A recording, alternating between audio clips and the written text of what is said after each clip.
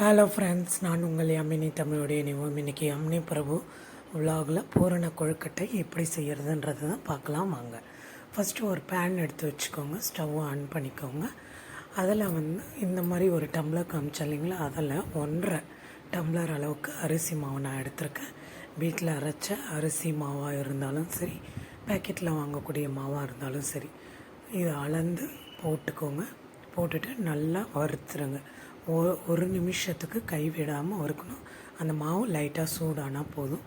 ஒரு பக்கம் பார்த்திங்கன்னா 2 டம்ளர் அளவுக்கு தண்ணி சூடு பண்ணுறதுக்கு வச்சுருக்கேன். அது நல்லா கொதித்து வரணும். ஒரு பக்கம் பார்த்திங்கன்னா ஒரு பவுலில் 2 டேபிள் ஸ்பூன் மைதா மாவு, 1/4 டம்ளர் தண்ணி ஊற்றி நல்லா கட்டி வராமல் நைஸாக மிக்ஸ் பண்ணி வச்சுக்கோங்க. இதுதான் அந்த கொழுக்கட்டைக்கு சாஃப்ட்னஸ் கொடுக்கும்.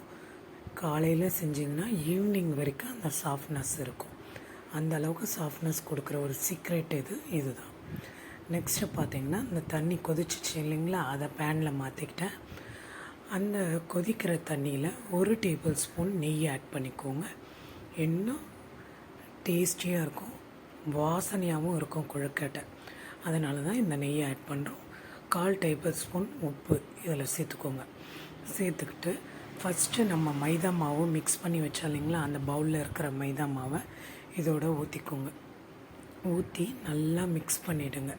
கைவிடாமல் மிக்ஸ் பண்ணணும், இல்லைன்னா கட்டிப்பட்டுரும்.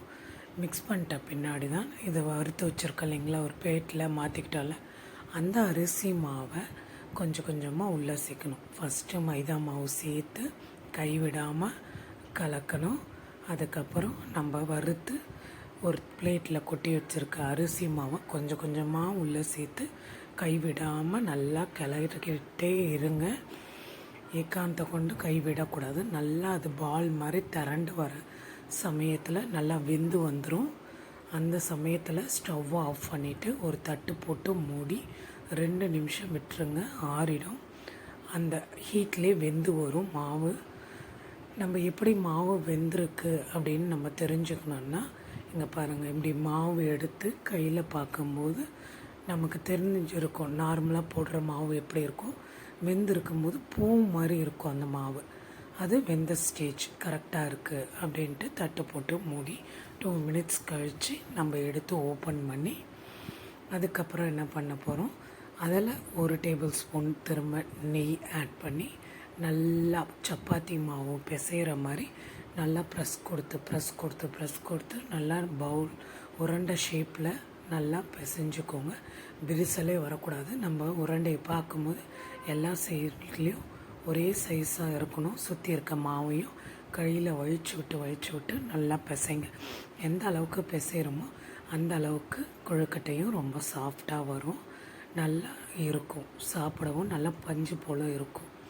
ஓகேங்களா. இதுக்கு மேலே ஒரு நெய் போட்டு மூடி வச்சுட்டு இப்போ நான் பூரணத்துக்கு என்ன பண்ணுறேங்கன்னா, ஒரே ஒரு கைப்பிடி ஒரு சின்ன பவுல் அளவுக்கு வேர்க்கடலை எடுத்திருக்கேன். அதிலே ஆஃப் அந்த பவுல் அளவுக்கு பார்த்திங்கன்னா வெல்லம் எடுத்திருக்கேன். அதில் 2 ஏலக்காய் போட்டு அரைச்சி ஒரு பக்கம் எடுத்து வச்சுட்டேன். இப்போ நம்ம பிசைஞ்சு வச்சுருக்க மாவை கொழுக்கட்டை மோல்டில் கொஞ்சமாக நெய், அதாவது சும்மா ஒரே ஒரு சொட்டு அளவுக்கு நெய் போட்டுட்டு அதை எல்லாம் ஃபுல்லாக அப்ளை பண்ணி விட்டுட்டு, இப்போ உருண்டையாக மாவை பிடிச்சி அதுக்குள்ளே ப்ரெஸ் பண்ணி வச்சுட்டு இந்த பக்கமும் வைக்கணும், அந்த பக்கமும் வைக்கணும். நான் நல்லா பெரிய உருண்டையாக பொரித்து வச்சதால் ஒரே உருண்டை கரெக்டாக இருந்தது. அப்புறம் அதில் ஒரு சின்ன ஓல் போட்டு பூரணம் வைக்க போகிறேன். பூரணம் நான் சொன்னேன் இல்லைங்களா, இன்றைக்கி சிம்பிளாக வேர்க்கடலையும் வெல்லமும் ஏலக்காவும் போட்டு ஒரு பூரணம் அதுக்குள்ளே வச்சுட்டு ஒரு உருண்டை மாதிரி பிடிச்சி அதுக்குள்ளே வச்சுட்டு, அதுக்கு மேலே மூடுறதுக்கு நம்மளுடைய அரிசி மாவு போட்டு மூடிட்டு நீங்கள் திறந்து பாருங்கள். அவ்வளோ அழகாக இருக்கும். மோதகம் மாதிரி அழகாக இருக்கும் ஷேப்பு. இவ்வளோதான், சிம்பிள் தான். உங்கள் வீட்டில் எந்த மோல்டு இருந்தாலும் சரி, கொழுக்கட்டையே மோல்டு கிடையாது அப்படின்றவங்க ஜஸ்ட்டு கையில் வச்சு ஒரு ப்ரெஸ் கொடுத்துட்டு அதில் பூரணை வச்சு 2 கையும் மூடி ப்ரெஸ் கொடுங்க. அவ்வளோதான், நம்மளுடைய கொழுக்கட்டை ரெடி.